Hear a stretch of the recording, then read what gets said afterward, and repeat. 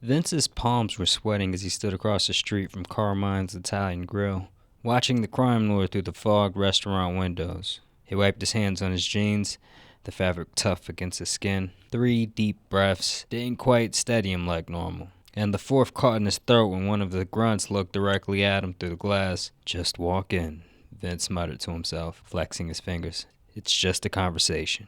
But his feet stayed planted on the sidewalk. The last time he's dealt with these guys was when they roughed up Javier for panhandling near their territory. That was before the snowstorm, before the morgue. A bus rumbled by, its diesel fumes mixing with the scent of garlic from the restaurant. The sudden warmth when Vince finally pushed through the door made him realize how cold he'd been. The hostess gave him a once-over, his work boots still dusty from the tunnels, his jacket patched at the elbows. She pointedly didn't offer a menu. I'm here to see Cap," Vince said, nodding towards the back booth. Cap was holding court over a spread of pasta, his gold watch catching the light every time he gestured. 2 bodyguards flanked him, one methodically tearing a piece of bread apart, the other scanning the room with dead eyes. The walk to the booth felt like wading through wet concrete. Vince's pulse sounded in his ears, nearly drowning out the Dean Martin song playing. When he reached the table, the conversation didn't stop. The leader, Cap, was recounting some basketball game while twirling pasta around with his fork. Vince cleared his throat. "Hello, Cap. Sir. I would like to talk business that you may want to hear." Cap didn't look up, but the bodyguard tearing bread stopped. Everything seemed to freeze. The silence stretched until Vince's knees threatened to buckle. Finally, Cap sighed and gestured to the empty seat. 5 minutes. I'm eating." The vinyl booth creaked as Vince sat. Up close, he could see the scar cutting through Cap's eyebrow. He could smell the expensive cologne. The guy scanning the restaurant whispered in his ear. "You're the construction guy, right?" Cap said, around a mouthful of food. "The one always poking around the shelters?" Vince nodded.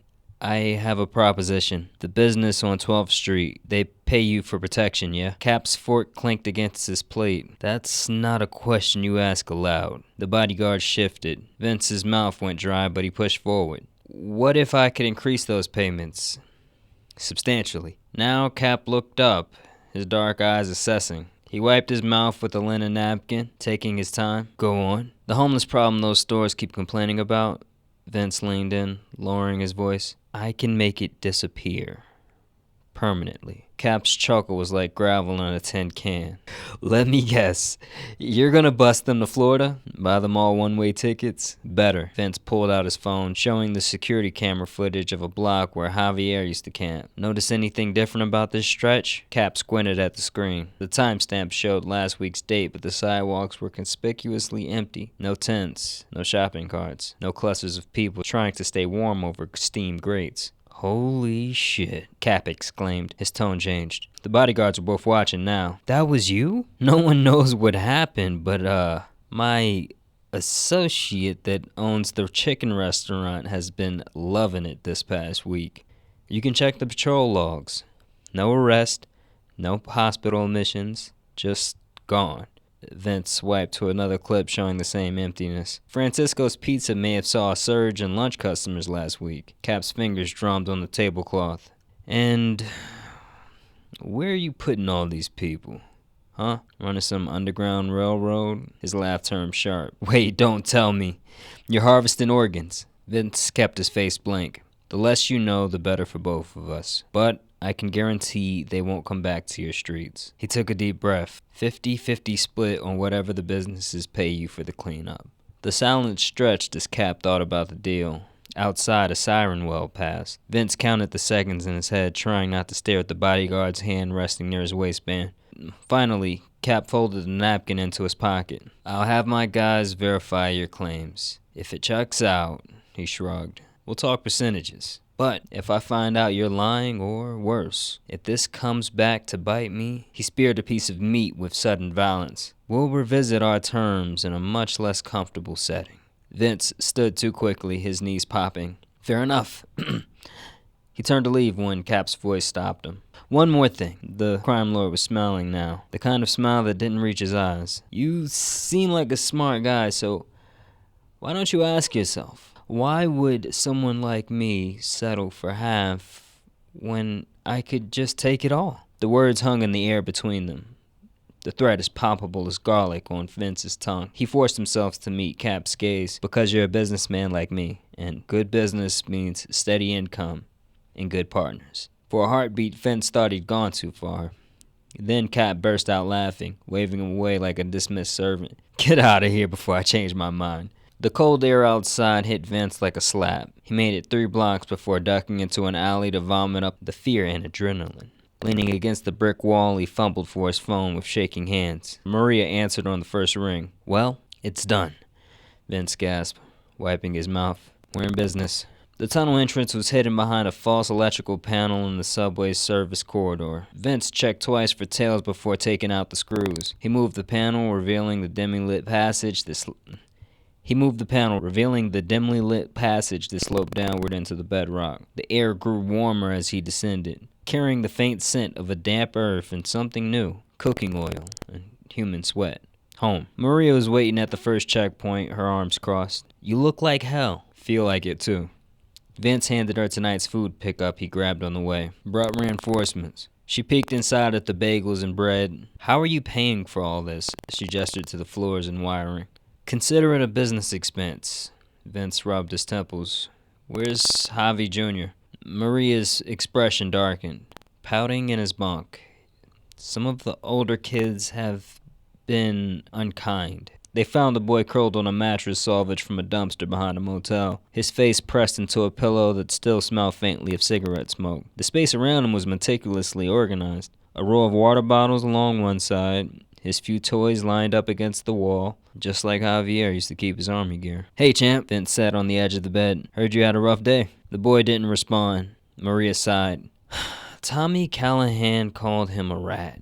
Look at me, Javi. When the boy finally turned, his eyes were red-rimmed but dry. This, Vince gestured around the bunker, this isn't forever. It's a launch pad. He tapped the boy's chest. Javi was the strongest man I knew.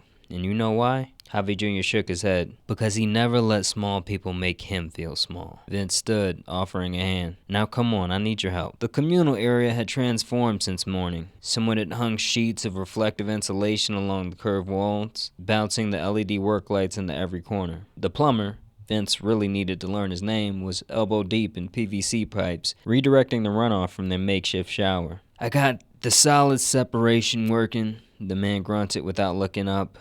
His arms were covered in faded nautical tattoos, the ink blurred by time and hard living. Still need more barrels for the urine catchment. Vince blinked. You know this is temporary, right? We're not building the goddamn Ritz. The plumber finally looked up, his eyes bloodshot but clear for the first time in weeks. Everything's temporary. That's why it matters.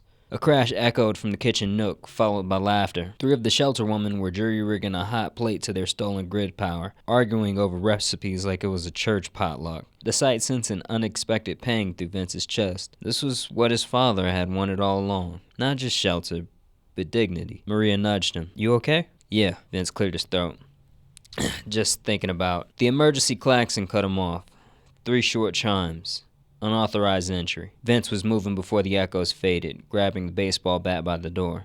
The tunnel only had 2 rules. No violence, no outsiders. Someone had just broken one, at least. He rounded the corner to find Rico backed against the wall by 2 terrified-looking adults and 3 children. The youngest couldn't have been more than 4, clutching a stuffed bear with one ear missing. Before you freak out, Rico held up his hands. Are you out of your goddamn mind? Vince's shout sent the little girl scrambling behind her mother's legs. We agreed. They were in the alley behind my sister's place. Rico's voice cracked. Landlords changed the locks this morning. They've got nowhere, Vince. The mother stepped forward then, her posture straight despite the exhaustion lining her face. We can leave. Her voice accent curdled the words. Haitian maybe. We did not mean to intrude. Vince opened his mouth, then closed it. Give me your bags. Vince took the duffel from his shoulder, lighter than it should have been. Rico, get the spare mattresses from storage. Javi Jr., take the kids to the kitchen and see if there's any bagels left. Maria touched his arm. We're at capacity, then we'll expand. Vince turned to the plumber. The plumber scratched his salt and pepper stubble. Got some drywall left over from the latrine project. Could have something habitable by morning if... Do it. Vince hoisted the duffel higher. As the newcomers were led away, Rico lingered. I know I broke protocol, but next time, Vince gripped his shoulder, bring them straight to me. Up there. Vince pointed. The generator hummed in the silence that followed. Somewhere down the tunnel, a child laughed. This wasn't a shelter. It was a rebellion.